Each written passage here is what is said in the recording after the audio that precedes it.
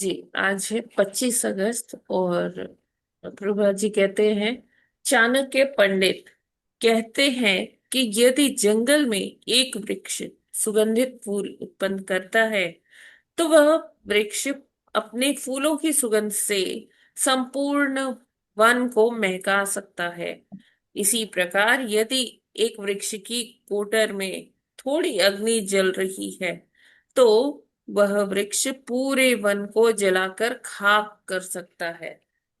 इस उदाहरण का सर्वत्र प्रयोग किया जा सकता है। यदि परिवार में एक अच्छा पुत्र है तो पूरे परिवार का नाम रोशन कर सकता है, और यदि बुरा पुत्र है तो वह पूरे परिवार को कलंकित कर सकता है। टोक्यो, 25 अगस्त 1970। प्रभुपाद जी का ये संदेश जो है आता है टोक्यो में मॉर्निंग वॉक से कर रहे होते हैं अपने शिष्यों के साथ में। तो जैसे गुरु शिष्य का संवाद की बात चल रही होती है, तो गुरु कौन है? हमारे आध्यात्मिक पिता हैं। और गुरु के लिए शिष्य उनके पुत्र के तरह है।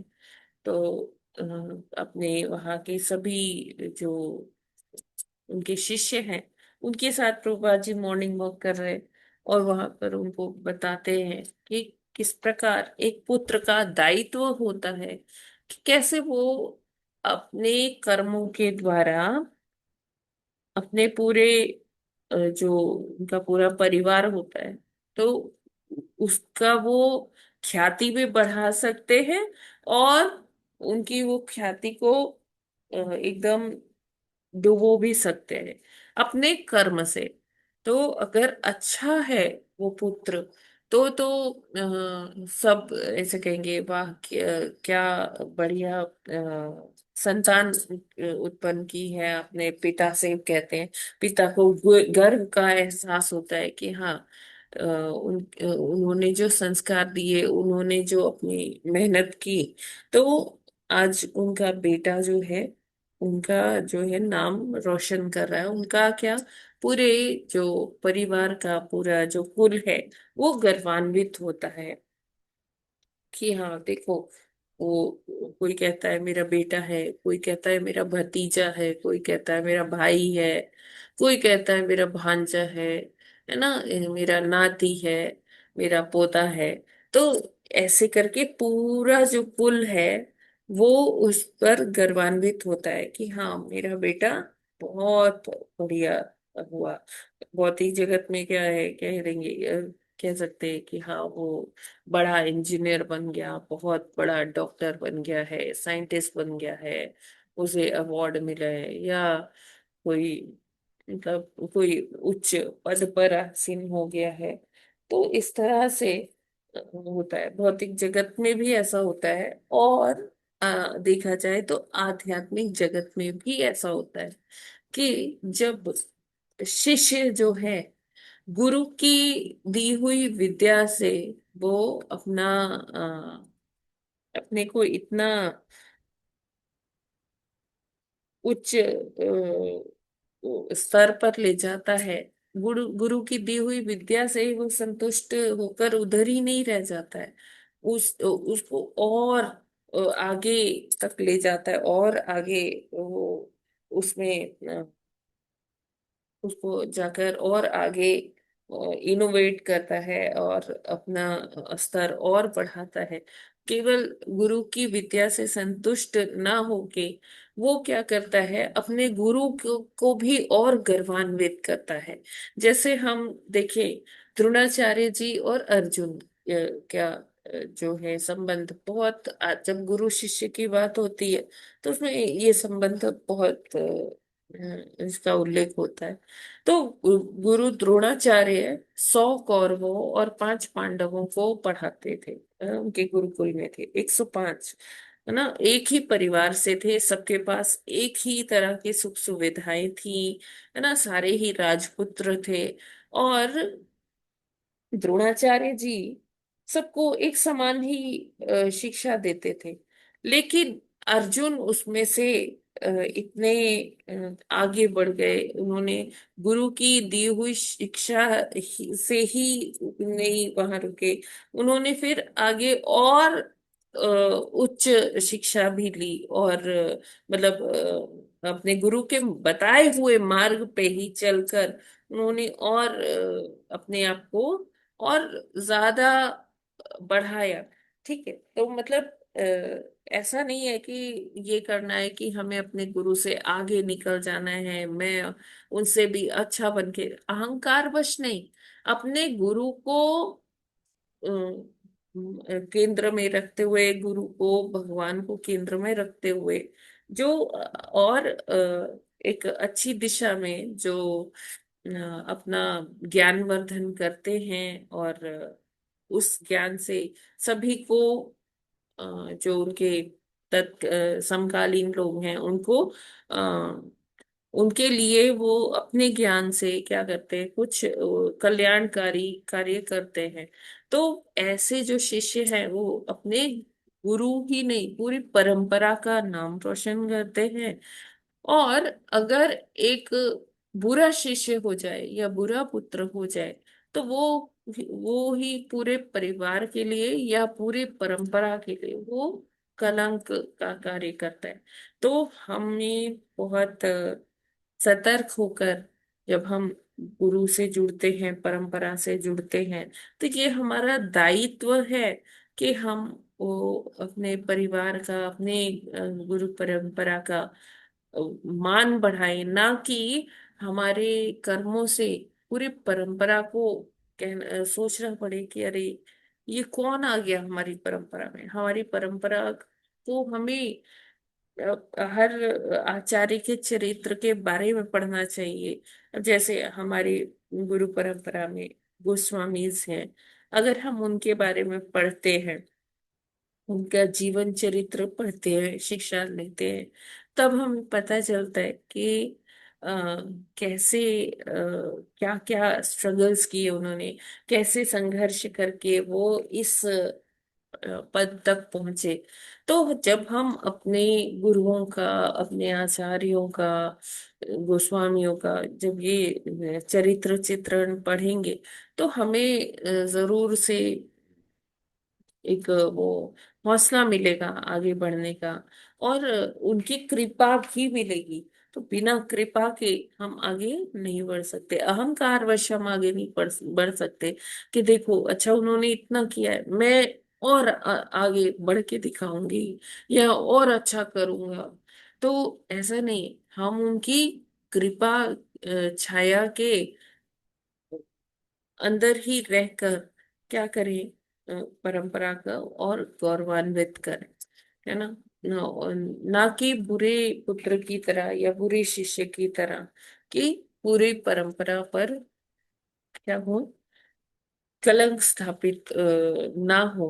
ऐसा हमें ध्यान रखना चाहिए और हमेशा याचना करनी चाहिए गुरु कृपा की। गुरु की कृपा होगी तो हम आगे और उन्नत होते जाएंगे और उन्नत होंगे। और इस तरह से परंपरा के लिए, परंपरा का जो एक स्टैचर है, एक जो जो गुरु परंपरा ने एक बेंचमार्क स्थापित किया है, उसके अंतर्गत ही रहते हुए हम और उस परंपरा की और ख्याति बढ़ाएं, ना कि उसका नाम खराब करें। तो ये हमारे ऊपर डिपेंड करता है कि हम अपने गुरु के कैसे शिष्य बनना चाहते हैं। तो हमें जब हम दीक्षा लेते हैं तो हम प्रण करते हैं सबके सामने, हवन की अग्नि के सामने, गुरु के सामने, वहां उपस्थित भक्त वृंद के सामने। तो वो हमें जो हमने प्रण लिया है, हमें उस प्रण को पूरी तरह से निभाना चाहिए, और ये नहीं सोचना चाहिए कि देखो मैं कितनी दृढ़ संकल्प हूं कि मैं ये सब कर रही हूँ। नहीं, हमें दैन्य भाव रखना चाहिए कि मुझसे इतना अच्छा नहीं हो पा रहा, लेकिन अगर फिर भी कुछ कर पा रहे हैं तो वो गुरु कृपा के कारण ही हो रहा है। हमेशा हमें दैन्य भाव में गुरु से याचना करनी चाहिए, रोना चाहिए कि हम अच्छे से अपना कर्तव्य वहन कर पाए, और जो हमारे जो पथ में जो रुकावटें आ रही है, जो अड़चने आ रही है, उसको लांघते हुए गुरु कृपा से हम आगे बढ़ें, और अपने गुरु परंपरा के लिए का मान बढ़ाने का कार्य करें। हरे कृष्णा। जगत गुरु श्री प्रभुपाद की जय।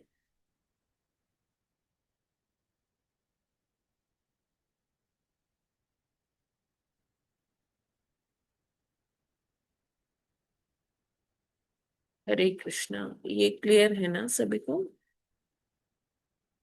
जी माता जी। आगे बढ़ते भागवतम अध्ययन की ओर।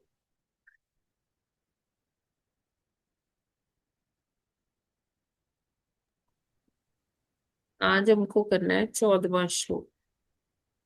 तो कल के श्लोक में जैसा प्रभु जी ने करवाया था, बताया था, तो उसके अनुसार क्या है कि जो भक्त है उनको किसी भी तरह का मोक्ष की या मुक्ति की कामना नहीं होती। वो मुक्ति से आकर्षित नहीं होते, बल्कि उनको क्या चाहिए होता है, उनको चाहिए होता है कि किसी भी जगह वो रहे, चाहे वो भौतिक जगत में रहे, चाहे वो नरक में रहे, चाहे वो भगवान के धाम में रहे, उनको भगवान का संग, भगवान की सेवा, इससे इसमें उनको रुचि रहती है। ठीक है। तो उसी क्रम में हम लोग आगे पढ़ते हैं। आज टीम भरत को पढ़ना है, सॉरी टीम लक्ष्मण को। हाँ माता जी, लक्ष्मण का जी जी जी। 15वां श्लोक माता जी। हरे कृष्ण। 14। निषेवितेनानि मित्तेन सर्वधर्मेण मसीयः सा क्रियायोगेन शस्तेन नाति हिंसेन ण नित्यश। हरे कृष्ण। माता जी हरे कृष्णा 14। माता हरे जी। कृष्णा। 14 पढ़ना है ना? हरे 15वां है ना कृष्णा। 19 पढ़ना है।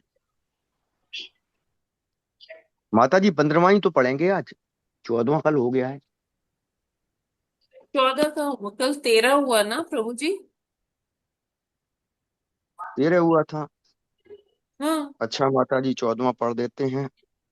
तो 14वां पढ़ते हैं। हरे कृष्ण। स एव भक्ति योगाख्य आत्यनतिक उदाहृत येनातिव्रज्य त्रिगुण मब्धावायोपपद्यते। हरे कृष्ण। हरे कृष्णा।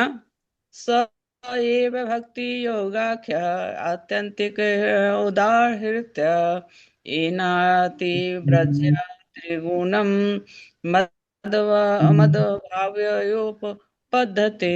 हरे कृष्ण। हरे हरे कृष्णा। कृष्णा। स एव भक्ति योग्याख्य अत्याधिक उदाहृतः येना तीव्रज्य गुणं वदावयोपपद्यते। हरे कृष्णा। हरे कृष्णा। स एव भक्ति योगाख्य आत्यंतिक उदाहृता येनातिव्रजति गुणम् मद्भावायोपपद्यते। हरे कृष्णा। स एव भक्ति योग्याख्य आत्यन्तिक उद्याहतः येनात्रिव वृज्यत्य त्रिगुणं मध्यावयोपपद्यते। हरे कृष्णा। हरे हरे कृष्णा। कृष्णा। पढ़िए माता जी। हरे कृष्णा। सा एव भक्ति योगाख्य आत्यांतिक उदाहृतः येनातिव्रज्य त्रिगुणं मद्भवायोपपद्यते। हरे कृष्णा। दंडवत प्रणाम सभी को। हरे कृष्णा। स एव भक्ति योगाख्य आत्यंतिक उदाहृतः येनाति व्रज्य त्रिगुणं मद्भावयोपपद्यते। हरे कृष्ण। हरे कृष्णा हरे हरे कृष्ण। कृष्ण। सर्व भक्ति योगाख्य आद्यांतिक उदाहृतय येनात्रिवज्य त्रिगुणम मदाभवायोपपद्यते। हरे कृष्णा सभी को सादर प्रणाम। हरे हरे हरे कृष्ण। कृष्ण। कृष्णा। स एव भक्ति योगाख्य आत्यन्तिक उदायतः येनातिव्रज्य त्रिगुणं मद्भावायोगपद्यते। हरे कृष्णा। हरे कृष्ण। स एव भक्ति योगाख्य आत्यन्तिक उदाहतः येनातिव्रज्य त्रिगुणं मद्भावयोपपद्यते। हरे कृष्णा। हरे कृष्णा। स एव भक्ति योग आत्मनितिक उदाहता येना त्रिवज्य त्रिगुणम मध्वायोग उपपद्यते। हरे कृष्णा सभी को दंडवत प्रणाम। हरे कृष्णा। हरे कृष्ण। स एव भक्ति योगाख्य आत्यन्तिक उदाहृतः येनातिव्रज्य त्रिगुणम् भक्ति मद्भावायोपपद्यते। हरे कृष्णा। सभी भक्तों को दंडवत प्रणाम। माता जी दंडवत प्रणाम। हरे हरे कृष्णा। कृष्ण। हरे कृष्ण। स एव भक्ति योगाख्य आत्यांतिक उदाहता येनातिव्रज्य त्रिगुणं मद्भव वायो उपपद्यते। हरे कृष्णा सभी को दंड प्रणाम। हरे कृष्ण। स एव भक्ति योगाख्य आत्यन्तिक उद्राहित येनातिव्रज्य त्रिगुणं मद्भावयोपपद्यते। हरे कृष्ण। सभी को दंडवत प्रणाम। हरे कृष्णा। स एव भक्ति योगाख्या आत्यन्तिक उदाहतः येनातिवर्जया त्रिगुणम् मद्भावयोपपद्यते। हरे कृष्ण। हरे कृष्णा। स एव भक्ति योगाख्य आत्यन्तिक उदाहत येनातिव्रज्य त्रिगुणं मध्ववायोपपद्यते। हरे कृष्णा। पढ़ ले माता जी। माता जी मैं पढ़ूं? आज हाँ, मैं पढ़ूं? हरे कृष्णा। डॉक्टर डॉक्टर रोहिणी देवीदास माता जी आप पढ़िए। हरे कृष्णा माता जी दंडवत प्रणाम। सभी भक्तों को दंडवत प्रणाम। माता जी ऊपर कर दीजिए। श्लोक तो यस। पढ़े, फिर से पढ़ूं क्या श्लोक? हरे कृष्णा। शब्दार्थ तात्पर्य अनुवाद श्रील प्रभुपाद जी के द्वारा। श्रील प्रभुपाद जी की जय। सह यह एव निसंदेह भक्ति योग भक्ति आख्य नामक आत्यंतिक सर्वोच्च पद उदाहरत कहा गया एन जिससे अतिव्रज्य लांघ कर त्रिगुणम प्रकृति के तीनों गुण मत भावाय मेरे दिव्य पद को उपद्यते प्राप्त करता है। भावार्थ श्रील प्रभुपाद जी के द्वारा। श्रील प्रभुपाद जी की जय। जैसा कि मैं बता चुका हूँ, भक्ति का उच्च पद प्राप्त करके मनुष्य प्रकृति के तीनों गुणों के प्रभाव को लांघ सकता है और दिव्य पद पर स्थित हो सकता है, जिस तरह भगवान है। हरे कृष्ण। हरि बोल। तात्पर्य श्रील प्रभुपाद जी के द्वारा। श्रील प्रभुपाद जी की जय। तात्पर्य निर्विशेषवादी चिंतकों के अग्रणी माने जाने वाले श्रीपाद शंकराचार्य ने भगवत गीता की अपनी टीका के प्रारंभ में स्वीकार किया कि भगवान नारायण भौतिक सृष्टि से परे हैं। उन्हें छोड़कर प्रत्येक वस्तु भौतिक सृष्टि के भीतर है। वैदिक साहित्य में भी इसी की पुष्टि हुई है कि वैदिक साहित्य में भी इसी की पुष्टि हुई है कि सृष्टि के पूर्व केवल नारायण थे। तब न तो ब्रह्मा थे न शिव। केवल नारायण या पूर्ण पुरुषोत्तम भगवान विष्णु या कृष्ण सदैव भौतिक सृष्टि के प्रभाव के परे दिव्य पद में रहते हैं। भगवान की स्थिति को सतो रजो तथा तमोगुण प्रभावित नहीं कर पाते। इसीलिए वे निर्गुण भौतिक गुणों के सभी प्रभावों से मुक्त कहलाते हैं। यहाँ पर इसी तथ्य की पुष्टि भगवान कपिल द्वारा की गई है। जो शुद्ध भक्ति में स्थित है वह भगवान के ही समान दिव्य पद पर स्थित है। हरि ओम। जिस प्रकार भगवान प्रकृति गुणों के प्रभाव से अप्रभावित जिस प्रकार भगवान प्रकृति गुणों के प्रभाव से अप्रभावित रहते हैं, उसी तरह उनके शुद्ध भक्त भी हैं। जो प्राकृति के 3 गुणों से प्रभावित नहीं होता, वह मुक्त जीव या ब्रह्मभूत कहलाता है। ब्रह्मभूतः प्रसन्नात्मा मुक्ति की अवस्था है। अहम ब्रह्मास्मि, मैं यह शरीर नहीं हूँ। यह कथन उस व्यक्ति पर लागू होता है जो निरंतर कृष्ण की भक्ति में लगा रहता है और इस तरह दिव्य अवस्था में रहता है। वह प्रकृति के तीनों गुणों के प्रभाव से ऊपर रहता है। हरे कृष्ण हरि बोल। यह तो निर्विशेषवादियों की भ्रांत धारणा है कि मनुष्य ईश्वर या ब्रह्मा के किसी काल्पनिक रूप की पूजा कर सकता है और अंत में ब्रह्म तेज में लीन हो सकता है। निसंदेह परमेश्वर के शारीरिक अर्थात ब्रह्म तेज में लीन होना भी मोक्ष है। जैसा कि पिछले श्लोक में कहा गया है, एकत्व भी मोक्ष है, किंतु कोई भी भक्त इस प्रकार के मोक्ष को अंगीकार नहीं करता, क्योंकि ज्यों ही कोई भक्ति में स्थित होता है उसे तुरंत एकात्म प्राप्त हो जाता है। हरे कृष्ण। भक्ति के लिए ऐसा एकात्म जो निर्गुण मोक्ष का प्रतिफल है पहले से प्राप्त रहता है। उसे इसके लिए अलग से प्रयत्न नहीं करना होता। यहाँ पर स्पष्ट कहा गया है कि शुद्ध भक्ति से ही मनुष्य भगवान के समान हो जाता है। हरे कृष्णा हरि हरे बोल। कृष्ण। धन्यवाद धन्यवाद माता माता जी। जी, धन्यवाद। तो इस श्लोक में वर्णन आता है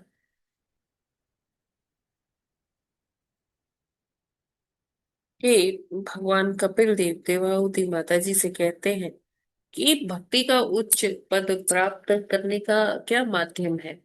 कि जब मनुष्य तीनों गुणों से ऊपर परे चला जाता है और शुद्ध सत्व के पद को प्राप्त कर लेता है, तो तब वो ऐसा मतलब वो ऐसी दिव्य स्थिति होती है कि वो भगवान के जैसे गुण उसमें व्याप्त हो जाते हैं।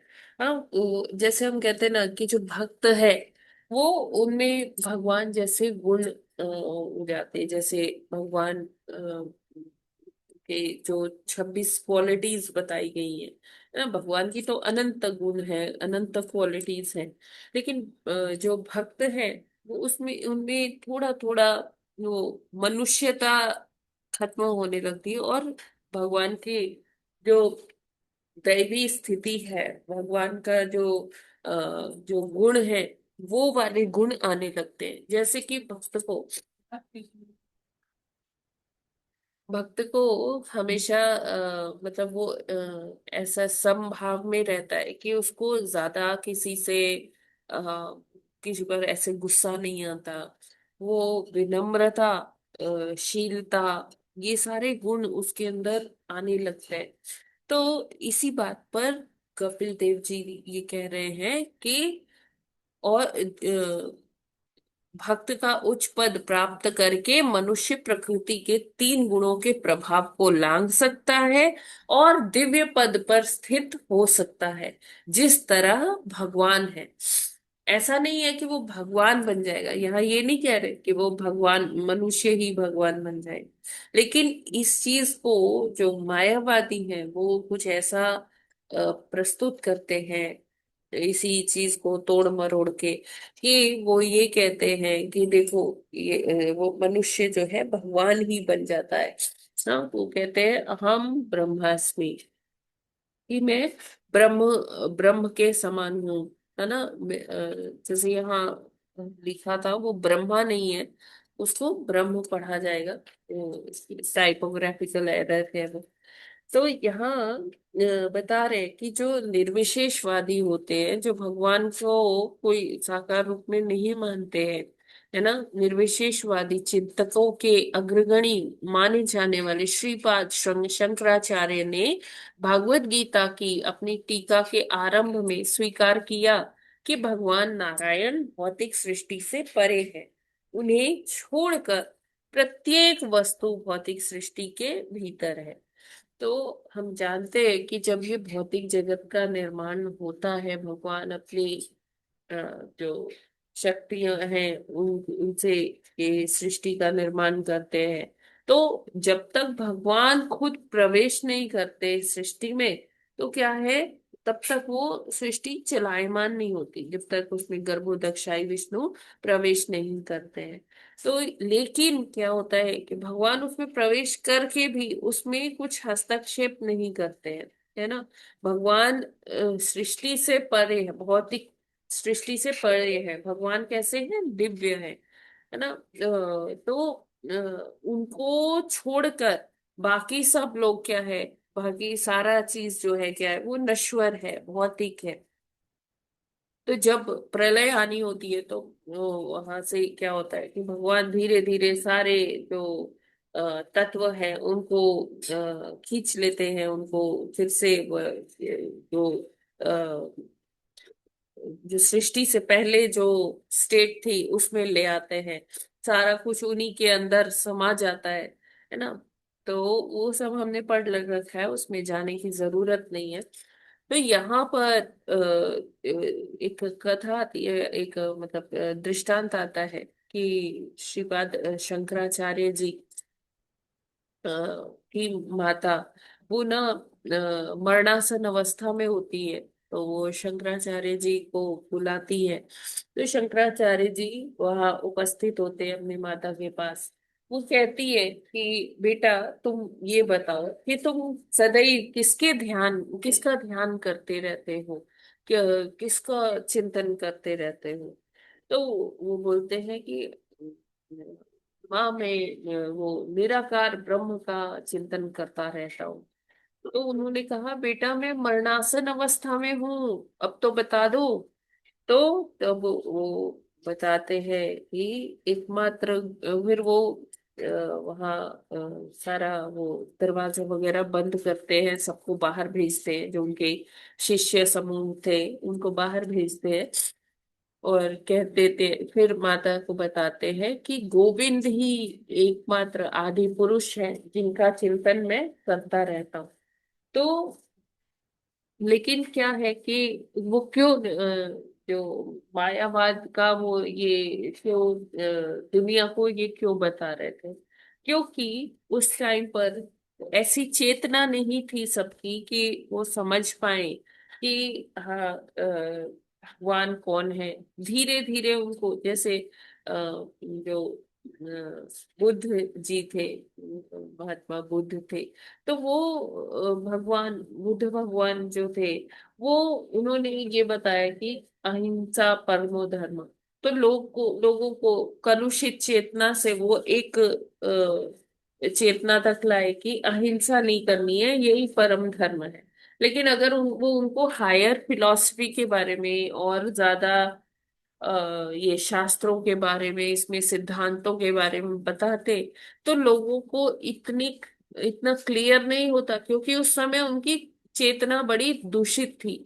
तो सबसे पहला जो कार्य था उनको ये बताना था कि अहिंसा नहीं करो, इससे अहिंसा से फिर क्या होगा कि चेतना और ज्यादा पशुवत होती चली जाएगी। तो उनको वो उस लेवल से वो बाहर लेकर आए बुद्ध भगवान। और फिर उसके बाद जब शंकराचार्य आते हैं तो उनको बताते हैं कि सब कुछ अद्वैत है, सब कुछ एक है ना। तो वो कहते अहम ब्रह्मास्मि, कि मैं ये शरीर नहीं हूँ, मैं क्या हूँ, भगवान हूँ। ठीक है, कैसे इसको उन्होंने स्थापित किया कि जैसे घड़ा है, घड़ा जो है पानी के अंदर भरा, पानी से भरा हुआ घड़ा बहुत सारे पानी के अंदर रखा हुआ है। तो बोले कि बाहर भी वही चीज है, अंदर भी वही चीज है। क्या उसमें फर्क क्या है? एक घड़े की बाउंड्री का, अगर ये घड़ा तोड़ दो तो सब एक है ना। तो उन्होंने कहा कि शरीर से जब हम मुक्त हो जाएंगे तो हम भी भगवान ही हो जाएंगे। तो उन्होंने क्या बताया? ये अद्वैतता बताई कि कोई डिफरेंस नहीं है, सब एक है। तो उन्होंने कहा अहम ब्रह्मास्मि, मैं भी ये शरीर नहीं हूं, मैं भी भगवान हूँ। तो ये फिर मायावाद इस तरह से आगे बढ़। तो जब सब इस चेतना में आए कि हाँ वो भी भगवान है, तो इन्होंने तपस्या और ऐसे करके वो क्वालिटीज वो पाना चाहा। फिर जब इस चेतना में लोग आ गए, इस इसमें स्थित हो गए, फिर ये मध्वाचार्य जी आते हैं, वो बताते हैं कि नहीं, अद्वैतता है। फिर आगे चैतन्य महाप्रभु आते हैं, फिर वो इसको और आगे बढ़ाते हैं। वो कहते हैं कि द्वैत है, वो सब कुछ ड्यूअल है, दो दो है। भगवान है और जीवात्मा है। जीवात्मा ठीक है, कितना भी उन्नत हो जाए लेकिन वो भगवान नहीं बन सकता, भगवान का तत्व अलग है। तो इस प्रकार से ऐसे धीरे धीरे धीरे धीरे चेतना को एक नेक्स्ट लेवल तक ले गए। और फिर वहां बताया गया कि किस प्रकार हम भगवान तो नहीं बन सकते, हाँ, लेकिन भगवान का प्रेम प्राप्त कर सकते हैं। ठीक है। तो यहाँ पर यही बताया जा रहा है कि वैदिक साहित्य में भी इसी की पुष्टि हुई है कि सृष्टि के पूर्व केवल नारायण थे। तब ना तो ब्रह्मा थे न शिव, केवल नारायण या पूर्ण पुरुषोत्तम भगवान विष्णु या कृष्ण सदैव भौतिक सृष्टि के प्रभाव के परे दिव्य पद में रहते हैं। ये भगवान या भगवान के विस्तार जो है वो रहते हैं। और कोई भी जीव नहीं रहते। जैसे ब्रह्मा जी क्या है? प्रथम जीव है। और शिव जी क्या है? जीव और भगवान के बीच में वो गुरु तत्व का कार्य करते हैं शिव जी। तो इस तरह से जब सृष्टि होती है तब भगवान अपने नाभि कमल से ब्रह्मा जी को उत्पन्न करते हैं। और फिर जो है आगे ब्रह्मा जी के जो भ्रकुटियां हैं, उस जब ब्रह्मा जी के भ्रकुटी से कौन उत्पन्न होते हैं? शिव जी उत्पन्न होते हैं। ये हमने पूरी कथा पढ़ रखी है, तो भी उसमें हम नहीं जा रहे डिटेल में। फिर बताते हैं कि भगवान को निर्गुण कहा जाता है। निर्गुण से कई बार लोग ये भी समझते हैं कि भगवान में कोई गुण नहीं है या भगवान निराकार है। भगवान में तो अनंत गुण है, हम उन्हें निर्गुण क्यों कह रहे हैं? निर्गुण इसलिए कहते हैं कि भगवान प्रकृति के जो तीन गुण बताए गए हैं, सतोगुण, रजोगुण, तमोगुण, ये भगवान को प्रभावित नहीं कर पाते हैं। ये जो प्रकृति के तीन गुण है, ये कहाँ पर कार्य करते हैं? ये भौतिक प्रकृति में कार्य करते हैं। आध्यात्मिक जगत में इनका कोई रोल है ही नहीं। ये है ही, आध्यात्मिक जगत में ये गुण होते ही नहीं। तो फिर क्या, जब भगवान भौतिक जगत में लीला करने आते हैं तो क्या वो सतो रजो तमोगुण के प्रभाव में आते हैं? नहीं, कदापि नहीं।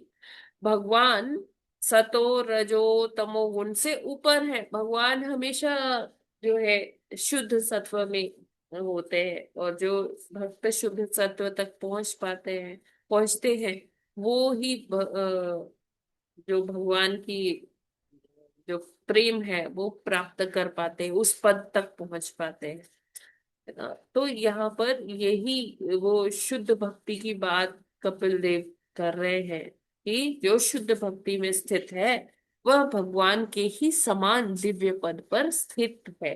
तो भगवान के समान दिव्य पद पर स्थित है का यहाँ पर क्या मतलब है? कि वो तीनों गुणों के प्रभाव में नहीं आते, ऐसे शुद्ध भक्त। हाँ, कुछ भी हो, वो नहीं, मार्ग से डिगते नहीं है। अभी क्या होता है कि देखिए, हम जैसे भक्ति करते हैं तो हम देखते हैं कि सुबह हमसे जो है भक्ति थोड़ा अच्छे से हो पाती, कि सतोगुण का प्रभाव रहता है। कोई ज्यादा हमें ज्यादा कोई ये नहीं होता सुबह के टाइम में कि चलो चलो ये है वो है। वो टाइम थोड़ा सा हम कंसंट्रेट कर पाते। जैसे ही फिर 8 बजते 9 बजते फिर वो भागम भाग शुरू हो जाती है ना। बल्कि अब तो कह लीजिए 7 बजे से ही भागम भाग शुरू हो जाती है। तो जैसे जैसे सतोगुण से हम रजोगुण की तरफ बढ़ते हैं, 7 8 बजता है, तो हम भाग हमारे जीवन की फिर से वो भागम भाग स्टार्ट हो जाती है। फिर जैसे शाम होती है तो हम लेजी लेजी फील करने लगते हैं। तो उस टाइम पे हमें माला करना, जो हमारी माला सुबह बहुत अच्छे से हो जाती है, 6 7 मिनट में एक माला हो जाती है, तो वही शाम के बाद जो है थोड़ा और ज्यादा टाइम लगता है। लेकिन जो भक्त शुद्ध भक्ति में है, या जो भक्त बहुत मतलब उन्नत हो चुके हैं, तो उनको फिर वो समय का प्रभाव इतना समय का प्रभाव उनको डिस्टर्ब नहीं करता है।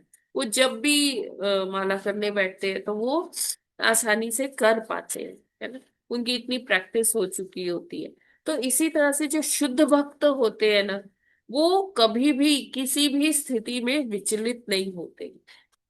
जैसे कि श्रील प्रभुपाद जी का उदाहरण अगर हम लें, तो भौतिक रूप से अगर देखें तो 70 वर्ष की आयु तक बहुत सारी असफलताएं आई, बहुत बहुत सारी चीजें ऐसी हुई कि वो प्रभुपाद जी को विचलित कर सकती थी। अगर कोई नॉर्मल इंसान होता तो वो उस टाइम तक वो हिम्मत हार चुका होता, है ना। पहले जैसे प्रभुपाद जी का जो फार्मेसी का काम था, उसमें वहां आग लग गई, है ना।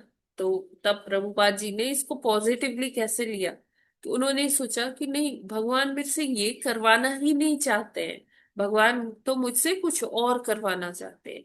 फिर उन्हें अपने जैसे गुरुदेव का उन्हें जो उनका आदेश था, हमेशा प्रभुपाद जी उसका चिंतन किया करते थे कि ये कार्य मैं कैसे करूंगा, ये कैसे संभव हो पाएगा। हाँ।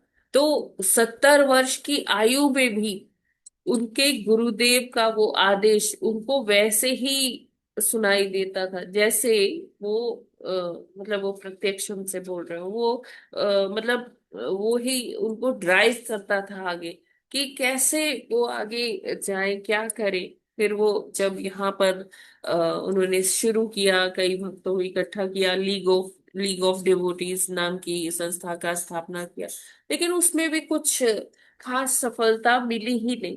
तो फिर प्रभु पर अगर कोई साधारण व्यक्ति होता तो वो यहीं पर वृंदावन में ही वो सोचते हैं कि हमारी तो ठीक है, हम तो अपना कर ही रहे हैं, क्या करना अब जब हो ही नहीं पा रहा है। तो तब भी वो ऐसे में उन्होंने हार नहीं मानी। वो ऐसी कंडीशन में फॉरेन कंट्रीज में गए, अमेरिका गए, और इतना उनको हार्ट अटैक आया। कोई और होता तो उस टाइम पर वो सोचता कि ठीक है, अब कैसे करेंगे, क्या करेंगे। दो दो हार्ट अटैक्स आने के बावजूद भी प्रभुपाद जी अपने मार्ग से डिगे नहीं।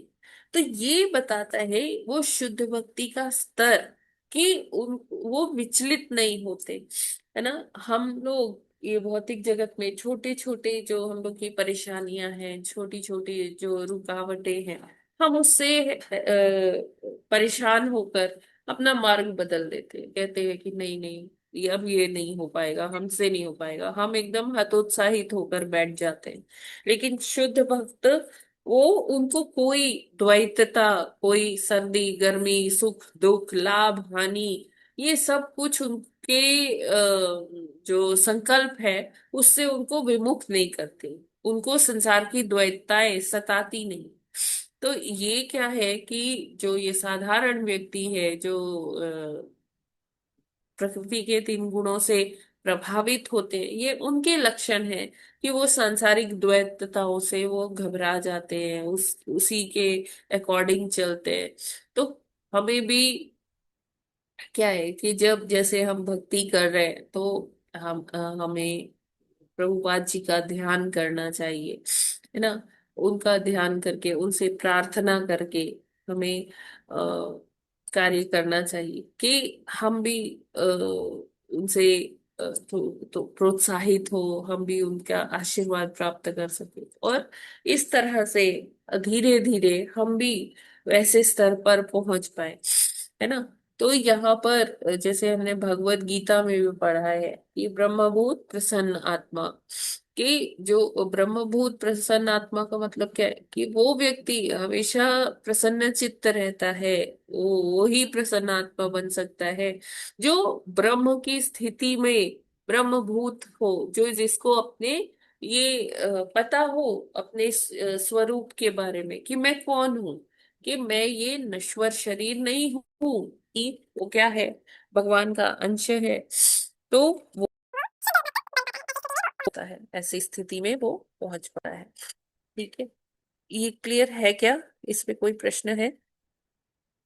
माता जी, ये तो हाँ। बात सही है कि भगवान का अंश मानते हुए और जो है ये शरीर न जानते हुए सैद्धांतिक रूप में अगर आध्यात्मिक उन्नति करनी है तो करना होगा, और जी। गुरु जो के मार्ग द्वारा बताए हुए आडिक रह के ही करना होगा, तभी जो है भक्ति हो पाएगी।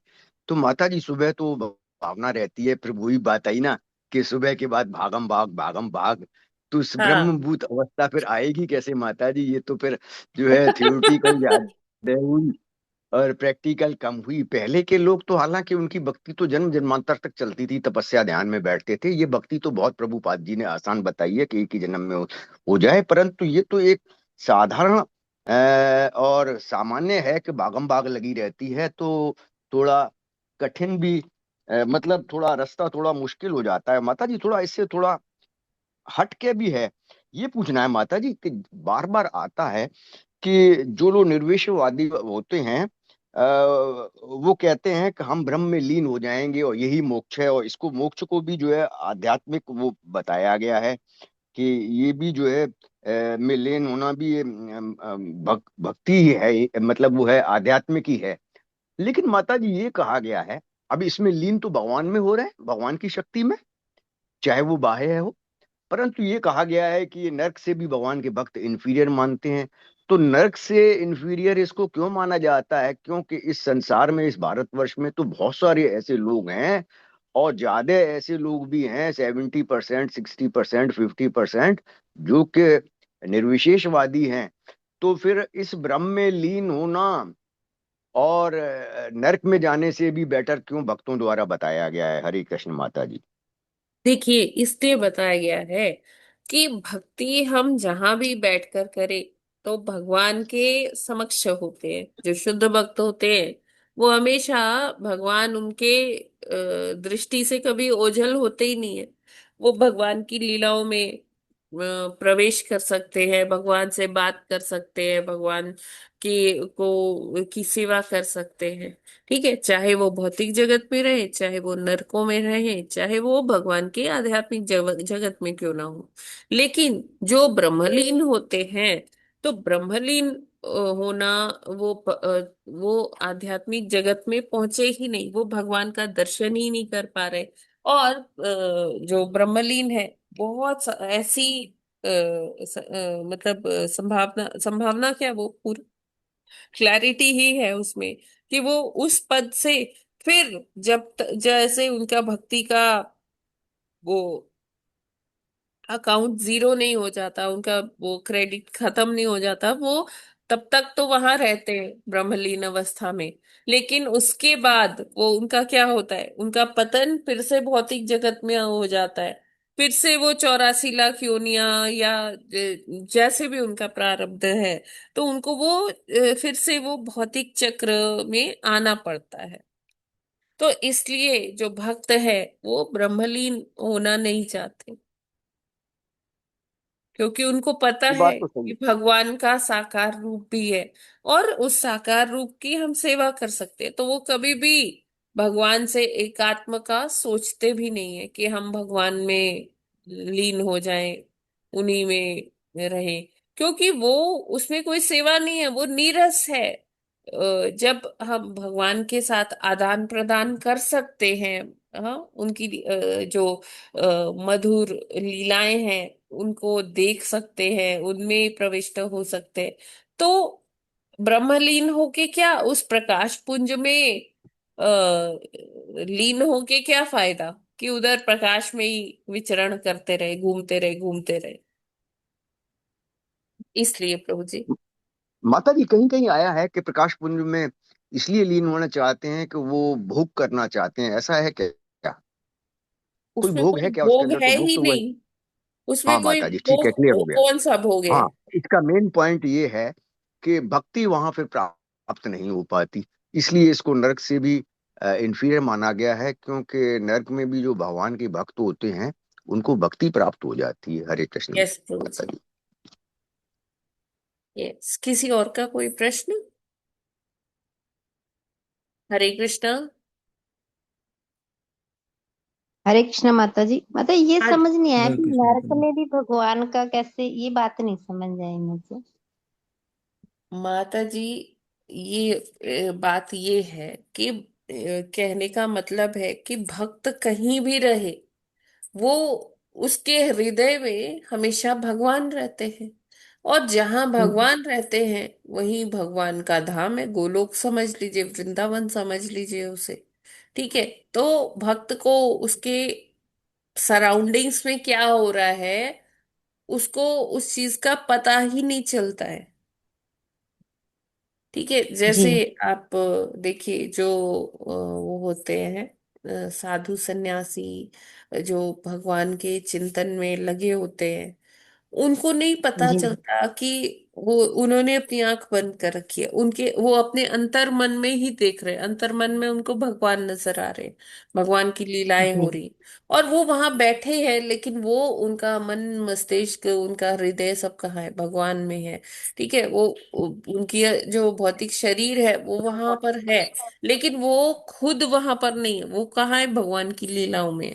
ठीक है। तो वो जी किधर भी रहे, वो नरक में रहे, चाहे भौतिक जगत में रहे, चाहे वो आध्यात्मिक जी जगत में रहे, उनके लिए वो समान ही है। क्योंकि उनको अपने जी बाहर की स्थितियों से कोई लेना देना है नहीं। जी जी समझ आ गया माता जी। जी जी ठीक है। हाँ। इस तरह से भक्त भगवान में और भगवान भक्त में सदैव रमण करते हैं। जी जी माता जी। इंसान जहाँ मर्जी रहे, बस उसका ध्यान भगवान में रहे, तो इसका मतलब भी उसको स्थितियों का नहीं वो फर्क हाँ, पड़ता, उसको पता भगवान के नहीं पास चलेगा रहना। कि सर्दी हो रही है या गर्मी हो रही है, हाँ, या भूख लग जी रही जी है, प्यास लग रही है, या कि कुछ लाभ हो रहा है मुझे या हानि हो रही है। इस तरह की जी कोई, कोई मेरी यशगान कर रहा है या कोई मेरी निंदा कर रहा है, कोई फर्क पड़ता नहीं है। जी माता जी समझ आ गया। हरे कृष्ण माता जी आगे। हरे कृष्ण जी। हरे कृष्णा। हरे यस, कृष्ण आर माता के जी। सिंह प्रभु जी, आप कुछ प्रश्न है क्या? माता जी, माला जी आप मिनिमम कितने मिनट में किया जा सकता है? मिनिमम माता जी।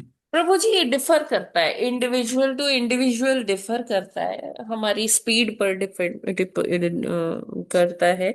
अ, देखिए, अगर नॉर्मल, अगर आपका 7-8 मिनट में भी हो जाता है तो ठीक है।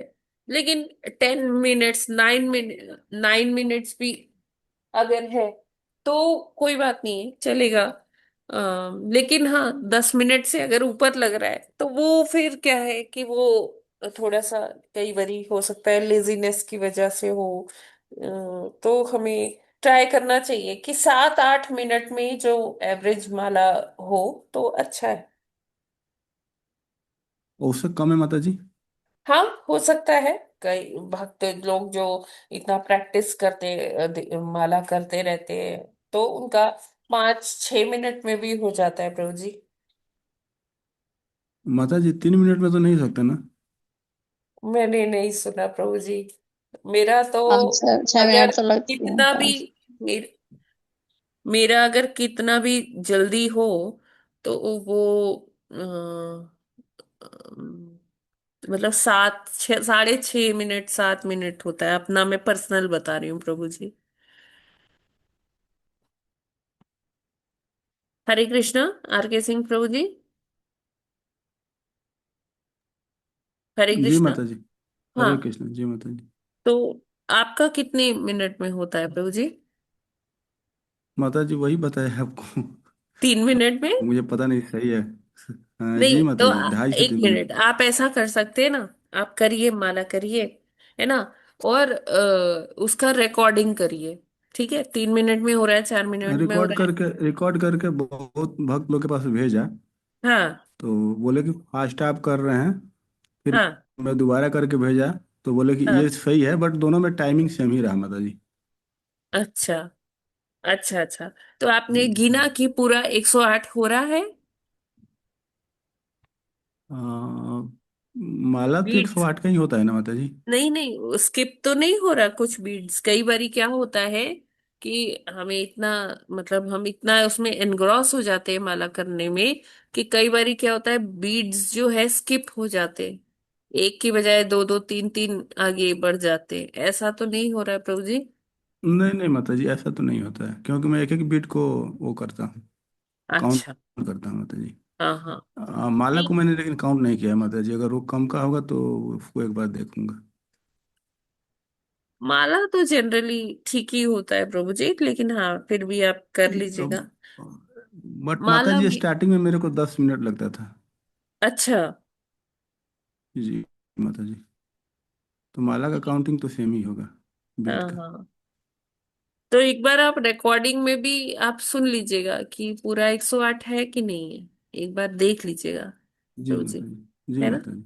हरे तो कृष्ण माता उससे जी। आपको कंफर्म हो जाए, अगर पूरा 108 हो रहा है और दोनों वर्ड्स जो है, मतलब उसका जो वो, सॉरी, मतलब जैसे आप जो सारी वर्ड्स में क्लैरिटी है, अगर ऐसा क्लैरिटी है, आपको अलग अलग सुनाई पड़ रहा है, हरे कृष्ण कृष्ण कृष्ण हरे हरे, मतलब ये सब ओवरलैप नहीं हो रहा, हरे में ही कृष्ण आ रहा है, कृष्ण में ही दोबारा कृष्ण आ रहा है, तो अगर वो ओवरलैपिंग हो रही है साउंड वेव्स की, तो वो ठीक नहीं है। हमें हर वर्ड को, जो पूरा मंत्र है, हर वर्ड की अलग ध्वनि, अलग वो क्लैरिटी होनी चाहिए प्रभु जी। जी माता जी, ओवरलैपिंग। रिकॉर्ड करके सुनना पड़ेगा। हाँ, आप जी एक बार माता रिकॉर्ड करके सुन लीजिएगा प्रभु जी, है ना। जी। लेकिन जी माता जी। वही है प्रभु जी, ये इतना दिव्य मंत्र है कि हम किसी को इसमें जज कर नहीं सकते, खुद ही करना होता है प्रभु जी। हाँ, एक बार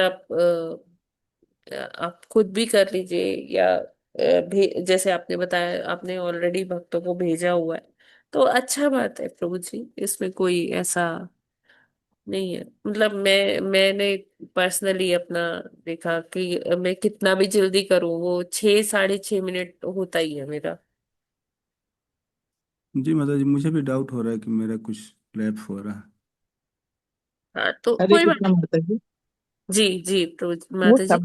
शब्दों का उच्चारण ठीक से नहीं होता, अगर 6-7 मिनट से जल्दी करें ना तो वो हाँ। शब्दों का उच्चारण स्पष्ट नहीं होता है।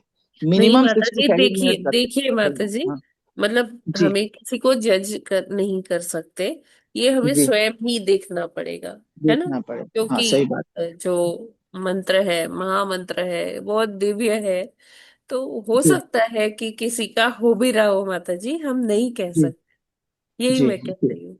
अच्छा, एक चीज और पूछना है, ये 108 माला करते करते अगर एक एक आधा एक ज्यादा मिनट हो माता गई जी, या एक मंजुला आधा माता कम जी, हो गई एक तो? मिनट जी एक मिनट। जी। आर के सिंह हरे प्रभु कृष्ण जी, जी। आपका वो क्लियर हुआ, हो गया? जी माता जी, हरे कृष्ण, ठीक है, धन्यवाद धन्यवाद माता जी। प्रभु जी। यस माता जी बोलिए, मंजुला आठ पंत माता जी। माला, जी माता जी, 108 माला के बीड्स होते हैं, उसमें अगर करते एक आधा ज्यादा हो गई एक आधा कम हो गई तो वो नहीं होना चाहिए ना, एग्जैक्ट वन नहीं नहीं, 108 ही होना चाहिए। हमें जी अटेंटिवली चैंट करना चाहिए माता जी, बहुत ही जी सावधानी पूर्वक। ठीक है, तो जी जी जो जी कम ज्यादा नहीं होना चाहिए। जी जी, हाँ यही हाँ जरा स्पष्ट करना था। जी हाँ, माता जी। कम ज्यादा नहीं होना चाहिए, वो उतना ही जी रहना, जी जी इतनी हमें जी जी सावधानी माता जी। पूर्वक माला करनी चाहिए। जी। जी माता जी, थैंक यू, हरे कृष्णा हरे माता जी। Krishna. Yes, any other questions? Hare Krishna माता जी, दंडवत प्रणाम। हरे कृष्णा, प्रणाम माता जी। माता जी। हर माला के बाद प्रणाम मंत्र रहता है ना? हाँ माता जी, होना प्रणाम चाहिए। मंत्र। पंचतत्व मंत्र होना चाहिए। और अगर गुरुदेव जी का प्रणाम मंत्र करें तो और भी अच्छा है। हाँ, वो मैं करती हूँ, पर मेरी माला भी 5 मिनट में हो जाती है, तो वो भी बहुत कम समय है क्या? बहुत अच्छी बात है माता जी, बहुत अच्छा। हाँ, ठीक है। बस कभी कभी मतलब मतलब वो हो जाता है। और कभी हाँ कभी माला है ना, मैंने आप क्वेश्चन डाला था कि जब तबीयत वगैरह खराब रही या कुछ ज्यादा भी सेवा भी होती, तो हाँ नहीं कर पाई थी मैं माला। मैंने हाँ। दूसरे करी थी, तो ऐसा कभी कभी रेयरली करे तो चल जाएगा, नहीं या फिर करना ही है पूरी? मतलब 16 राउंड से कम हो पाता है? हाँ, महीने में 1 या 2 बार हो ही रहा है, अभी 2-3 महीने से ऑब्जर्वेशन कर रही हूँ। बहुत कोशिश करने के बाद भी नहीं कर पाती, फिर मैं दूसरे दिन हाँ, कंप्लीट कर लेती हूँ। तो देखिए, ये कभी कभार तो ये चीज सही है, लेकिन हमेशा इसे हमें अपनी आदत नहीं बना लेना चाहिए, है ना। कभी हाँ कभार हाँ। साल में एक बार हो गया, है ना। तो बहुत ही ऐसी विकट परिस्थिति है तो उसमें हम ऐसा कर सकते हैं, वरना नहीं। ठीक है। तो हमें अपना आदत बना लेना चाहिए कि सुबह थोड़ा जल्दी उठें और ट्राई करें कि ज्यादा से ज्यादा माला सुबह ही हो जाए। और फिर जितनी बचती है, देखिए हम ऐसा मत सोचिए कि आपको कभी बहुत अच्छे से टाइम मिलेगा फिर करेंगे। जो भी समय मिल रहा है ना, एक माला का समय मिल रहा है, उसमें एक माला कर लीजिए। दिन में 2 माला का मिल रहा है, 2 माला कर लीजिए। ये मत सोचिए कि इकट्ठे बैठ के आधा घंटा ना या 1 घंटा मिलेगा उसमें मैं करूँ, वो नहीं मिलने वाला है। ठीक है। आपको जी समय को माता जी। चुराना पड़ेगा। We have to steal the time. ठीक है। जब जी तक माता हम जी। समय चुराएंगे नहीं ना, अब वरना हम क्या करेंगे, वही हम सोचेंगे कि अरे अभी तो क्या 7-8 मिनट ही मिले, 5 मिनट ही मिले, मैं क्या करूं। चलो तब तक ठीक है, थोड़ा फोन ही देख लेती हूँ। लेकिन हम अगर ट्राई करें कि अच्छा 5 मिनट है ना, चलो ट्राई करते हैं थोड़ा सा, 1-2 मिनट और बढ़ा लेंगे, एक माला तो कर ही लेते हैं। तो इस तरह से आपकी माला फिर पूरी होगी माता जी। हम गलती यही करते हैं कि हम सोचते हैं कि हमें जब पूरा 1 घंटा अच्छे से मिलेगा तब उसमें बढ़िया से माला करेंगे। तो नहीं, ऐसा नहीं सोचा। एक माला का टाइम मिल रहा है, एक कर लीजिए, 2 का मिल रहा है, 2 कर लीजिए। ठीक जी है माता माता जी। जी। यस हाँ माता जी। निकुंजेश्वरी, वृंदा माता जी। जी आप बताएं। धन्यवाद माता जी। हरे कृष्णा माता जी, सभी को दंडवत प्रणाम। हरे कृष्णा। माता जी, आप जैसे अभी बता रही हैं ना माला पूरी करने को, मैंने हाँ। जब से शुरुआत की थी इस्कॉन में, ऐसे ही मैंने माला अपनी पूरी की है। हरि कभी बोल। ऐसा हुआ नहीं कि मेरे को पूरा 2 घंटा लगातार मिले। तो मैं क्या हाँ करती थी ना, जैसे मैंने खाना पूरा चढ़ा दिया है, अभी मुझे रोटी बनाने में टाइम है, जब तक हाँ खाना बन रहा, हाथ साफ किया, सब किया, तुरंत हाथ धो करके फिर अपनी माला लेके हम बैठ जाते थे। एक एक माला में दिन भर में जब भी टाइम मिलता था, मैं एक एक माला करती थी, कभी 3 माला, कभी 4 माला। सुबह कॉलेज जी। जाना होता है, 3 ही माला कर पाती हूँ। ऐसे कर हाँ करके मैं दिन भर करती रहती थी माला, और एटलीस्ट शाम तक मैं अपने 16 माला कंप्लीट कर लेती थी। तो मैंने हाँ अपने शिक्षा गुरु से जब पूछा, जो काउंसलर है उनसे, तो उन्होंने कहा हाँ कि लेडीज की ये इतनी जिम्मेदारियां होती हैं, उसके बावजूद भी अगर वो टाइम निकाल रहे हैं, तो उनके लिए ये बंधन नहीं है कि जब आप 2 घंटे हाँ। लगातार बैठो तभी करो। एग्जैक्टली आपको जब यही टाइम मैं मिले, कहना चाह रही हूँ। जी जी जी। जब टाइम मिले, 1 माला, 2 माला, 3 माला कर करके आपको 16 माला गिनती में पूरा करना है, बस। तो ऐसे कर करके माता जी मैंने किया। तो अभी तो खैर, अब तो ऐसे ही रहता है कि 2-4 माला ऐसे इधर उधर करती हूँ, बाकी शाम के टाइम 1.5 घंटा हाँ मुझे हाँ मिलता हाँ। है, तो उसमें मैं पूरा करती हूँ। जो जी बच जी गया तो फिर संध्या आरती के बाद करूंगी। ऐसे जी। कर करके मैंने किया है। आज आपको सुन रही हूँ तो मुझे लग रहा है चलो मैं गलत नहीं थी, मैं सही थी। माता जी देखिए, माताओं के पास वही है कि इतनी रेस्पॉन्सिबिलिटीज होती है कि उनको, जैसे जॉब भी देखता है, अपना घर भी संभालना है, सबको सही समय पर प्रसादम भी प्रोवाइड कराना है। तो उसमें हम कहें कि नहीं, सुबह 10 बजे तक सब माला कर लीजिए, तो वो संभव है ही नहीं, वो प्रैक्टिकल नहीं है माता जी, है ना। तो प्रैक्टिकल भी नहीं, और प्लस हम घर की जिम्मेदारी से तो मुक्त हो नहीं सकते। एक ही हाँ, काम कर सकते हैं, फिर या तो हाँ, वही तो बैठ के करेंगे प्रभुपाद या जी घर की ने हमें जिम्मेदारी यही निभाएंगे। बताया है कि हम वो जो कर्म कर रहे हैं वो भगवान के लिए ही कर रहे हैं। जो हम भोज वो बना रहे हैं, वो किसके लिए बना रहे हैं? भगवान के लिए बना रहे हैं। तो चेतना हमारी भगवान में है, ठीक है, लेकिन हम वो जो बैठकर जो माला करनी है, हम उसको ऐसे ही करें कि अपना कोई काम छोड़कर, ऐसे जो भी हम कृष्ण भावना भावित कर्म कर रहे हैं उसको छोड़कर माला करने लगेंगे। बाकी लोग सफर कर रहे हैं, प्रभु जी उनको ऑफिस जाना है या बच्चों को स्कूल जाना है, कॉलेज जाना है, तो वो लोग सफर करें और हम बैठकर माला कर रहे हैं, तो दैट डजंट मेक सेंस। तो हमें बस वो समय भी को पॉसिबल। चुराना है, और पूरे 24 घंटे हैं हमारे पास, उसमें से समय को चुराना है। 16 माला अपनी पूरी कर लीजिए, उसके बाद चाहे जैसे आप ऐसे बिना माला के भी कर रहे हैं, काउंटर पे कर रहे हैं, वो भी चलेगा। लेकिन 16 राउंड जी जी जो कहा गया है कि वो माला में होनी चाहिए, तो वो बिल्कुल माला पे ही होनी चाहिए। उसके लिए समय का ऐसा कोई प्रतिबंध नहीं है कि नहीं नहीं सुबह आप 9-10 बजे सब तक कर लीजिए, ऐसा नहीं होना। हमें इतना वो स्ट्रिक्ट वो फॉलो नहीं करना है।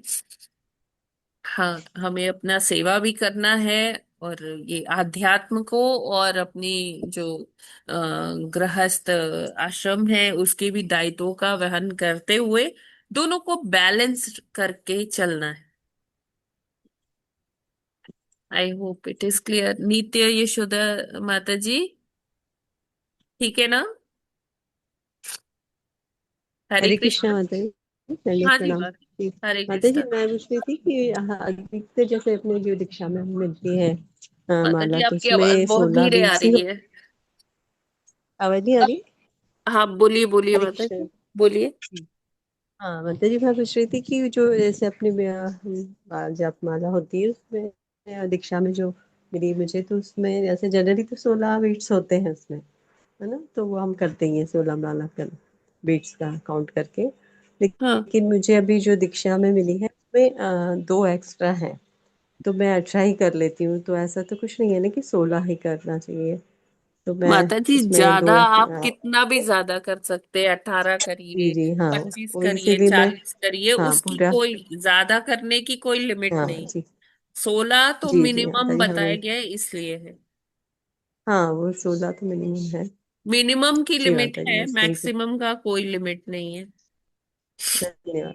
यहाँ बस वही पूछना था। तो एक्स्ट्रा जो बीट्स हैं तो ऐसा तो नहीं है ना कि कर सकते हैं वो भी ना? देखिए, वो जो 16, क्या वो एक्स्ट्रा 4 होते हैं, वो इसलिए होते हैं कि आपके 16 जी राउंड्स हो जाएं, तो वो 4 में से आप हम्म पहले 16 राउंड हो गए तो एक आप उसमें से बढ़ा दीजिए वो बीड, ठीक है, फिर दूसरे अच्छा 16 राउंड्स हो जाए, फिर दूसरा बीड बढ़ा दीजिए, फिर तीसरे 16 राउंड हो जाए, मतलब जी कि 48 माला ऐसे हो गई, 4 तो तीसरा बढ़ा दीजिए, जी फिर 4 बार अच्छा 16 हो जाए तो चौथा बढ़ा दीजिए। कई लोगों का 5 बार भी हो अच्छा जाता है, वो फिर 4 वो है ना, वो चार जी बीट्स जी इसलिए हाँ अलग होते हैं जी माता हाँ जी। जी जी ठीक है। जी माता जी धन्यवाद। हाँ, हरे कृष्ण। मैं बस 16 एक प्रणाम जी तरफ माता जी जब आप धन्यवाद। उसे अपने जी बीट बैग में बांधेंगे, तो 16 एक तरफ हम्म करिए, वो एक एक माला का हम्म काउंट रहेगा, और 16 माला हम्म। का काउंट करने के लिए वो 4 बीट्स अलग एक दूसरे मतलब तरफ रखिए उसे, हाँ हाँ ठीक है, बस जी ऐसे। जी माता जी धन्यवाद धन्यवाद प्रणाम। हरे हरे कृष्ण। कृष्ण। कोई बात हरे कृष्णा माता जी। नहीं। जी प्रभु जी, हरे कृष्णा। माता जी, एक ये जैसे 16 माला कर लिया गया तो उसके बाद क्या एक माला दक्षिणा भी किया जाता है? एक माला क्या किया जाता है? दक्षिणा दक्षिणा, जैसे साधु संत को भोजन कराया जाता है फिर दक्षिणा दिया जाता है। प्रभु जी, मैंने नहीं सुना ये ऐसा ये चीज। नहीं, हमारे यहाँ बहुत पहले से माता जी वगैरह करती थी, तो जैसे मान लीजिए 16 माला की तो एक माला दक्षिणा रूप में फिर जप ली तो उनका माला पूरा हो गया। जैसे आपने 5 माला जपा तो छठवां माला दक्षिणा, मान लीजिए कोई उसमें 5 में छूटा हुआ हो तो छठवें माला को कवर हो जाए वो। प्रभु जी मुझे इसका तो कोई आइडिया नहीं है ऐसा, मतलब ये मैंने यहाँ हमारे यहाँ इसे चलता यहाँ था कहीं नहीं माता जी सुना वगैरह। प्रभु जी। हमारी परंपरा हाँ में तो मैंने ऐसा नहीं सुना हाँ हाँ हाँ हाँ। है ना। तो कोई आपसे कंफर्म करे कि दक्षिणा का भी कोई ऐसा है क्या इसमें नहीं इधर तो नहीं है प्रावधान? प्रभु जी, इस्कॉन में तो ऐसा कुछ नहीं है। हम्म, यहाँ तो मैंने चलिए ठीक ये है। ये नहीं सुना प्रभु जी। तो फिर ये 16 माला हुआ, 25 माला लोगों ने किया, उसके बाद एक माला दक्षिणा कर लेते हैं कि उसमें मान लीजिए 25 माला या 16 माला में कोई गलती हुई हो तो दक्षिणा में कवर हो नहीं हम जाए। वो गलती के लिए कहते हैं जय श्री कृष्ण चैतन्य प्रभु नित्यानंद श्री अद्वैत गदाधर शिवासादि गौर भक्त वृंद। तो हर माला से पहले हम भगवान से प्रार्थना करते हैं, पंचतत्व से प्रार्थना करते हैं, हे भगवान जो भी हमसे गलती हो, हे नित्यानंद प्रभु, हे गौर निताय, उसे आप क्षमा करना, यही मंतव्य होता है हर माला से पहले। इसीलिए करते हैं पंचतत्व मंत्र कि हम इतने शुद्धि से हम, हरे कृष्ण, हम इतने शुद्धि से नहीं कर पाएंगे, तो पहले ही हम भगवान से माफी मांगते हैं, उनसे आशीर्वाद मांगते हैं। ठीक है प्रभु जी। हरे कृष्णा। ठीक है माता जी, हरे कृष्णा। जी हरे कृष्णा माता जी। हरे कृष्णा प्रभु जी। यस नित्य यशोदा देवीदासी माता जी, आप कुछ कहना चाहते हैं? जी माता जी क्लियर हो गया। बस अच्छा हम चल के माला कर सकते क्या, उतना ही पूछना था। देखिए पेट पेट बहुत के। उत्तम है कि बैठकर करिए, लेकिन कई बारी क्या होता है कि अपने दैनिक कार्यों में थकान होने लगती है, तो बैठ के करते हैं ना तो नींद आने लगती है। तो अगर नींद हाँ आने की वो प्रॉब्लम होती है। नींद आने की संभावना लग रही है तो चल के करिए। चल के भी अगर लग रहा है कि नहीं हो पा रहा है तो थोड़ा सा फेस वॉश कर लीजिए, आंखों में थोड़ा सा गुलाब जल डाल लीजिए, उसके बाद करिए। तो मतलब मैं ये ऐसा करती हूँ, कई बार होता है थकान सी लगती है या नींद आने लगती है, क्योंकि सुबह के उठे होते हैं 3 बजे के, 2:30-3 बजे के। तो कई बार होता है कि आंखें मतलब ऐसे थोड़ा होता है, तो गुलाब जल डाल लीजिए आंखों में, ये फेस वॉश कर लीजिए, तो हो जाता है माता जी। जी माता जी बहुत बहुत धन्यवाद माता जी। हरी बोल। कब से और सबसे माता बड़ी जी बात है हरियाणा। माता जी, सबसे बड़ी जो बात है, हमें अपने जो गुरु परंपरा है उसका ध्यान करके उनका आशीर्वाद, मतलब अगर आपको लग रहा है ना कि आजकल मेरी माला नहीं हो पा रही है, तो पहले आप मंगलाचरण करिए। ठीक है, जी मंगलाचरण माता करके जब हम अपने गुरु परंपरा का आशीर्वाद लेते हैं ना, प्रभुपाद जी को प्रणाम करते हैं, अपने गुरुदेव को प्रणाम करते हैं, जैसे हम ये तो करते ही हैं, पर प्रभुपाद जी का प्रणाम मंत्र पढ़ते हैं, गुरुदेव का प्रणाम मंत्र पढ़ते हैं। तो साथ में जब आप स्टार्टिंग करें तो आप मंगलाचरण भी कर लीजिए, हार्डली 2 मिनट भी नहीं लगता है मंगलाचरण करने में। तो वो कर लेंगे ना माता जी, तो पूरी परंपरा का आशीर्वाद मिलता है, तो आप देखोगे कि आपकी माला थोड़ा सा आपको जी। उसमें सहजता आ रही है, आप कर लोगे। ठीक है। जी माता जी वही थोड़ी सा, उतना भी कम हुआ, महीने में 1-2 बार ही होता है, पर गिल्टी फील होता है ना, फिर हम नहीं कर हाँ पाए गुरु नहीं महाराज नहीं के लिए आप करिए, कर ऐसे पाए। करिए आप, स्टार्टिंग ऐसे करिए, मंगलाचरण करके, और भगवान से प्रार्थना करके करिए, गुरुदेव से, तो हो जाएगा माता जी। आप ऐसा करके देखिए जी फिर बताइएगा। ठीक है। हाँ जी माता जी जी। मंगलाचरण करती हूँ, पर मंगल आरती करती हूँ जब भी करती हूँ, पर अब हाँ माला के पहले करूंगी फिर। जी जी। जी माता जी ठीक है बहुत माता बहुत जी। धन्यवाद माता जी। हरी बोल, हरे कृष्णा। जी हरे कृष्णा माता जी। जी माता जी, हरे कृष्णा। माता जी मंगलाचरण यही ना, ओम अज्ञानम हाँ तिमिरम की हाँ कोई और यस है? माता जी, नहीं अच्छा नहीं यही है, ठीक। मंगलाचरण थैंक यू। यही है। हाँ ये करते हैं, हम सोचे कि कोई और भी मंगला करें। नहीं नहीं माता जी, यही है। अच्छा ठीक है, थैंक यू माता जी, हरे हरे कृष्ण, कृष्णा। धन्यवाद। यस प्रभु जी, आपका कुछ हाँ प्रश्न था माता जी, क्या?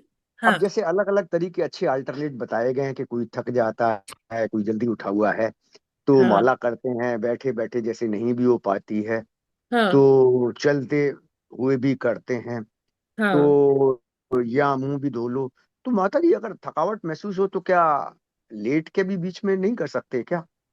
वैसे तो अवॉइड करना चाहिए, लेकिन कई बारी ऐसी स्थिति होती है कि इतनी रुग्णावस्था होती है, हम परेशान होते हैं अपनी बीमारी से, तो उसमें कर सकते हैं लेट के। लेकिन अगर हम ठीक है तो हमें लेट के नहीं करना चाहिए फिर, अगर ठीक है तो।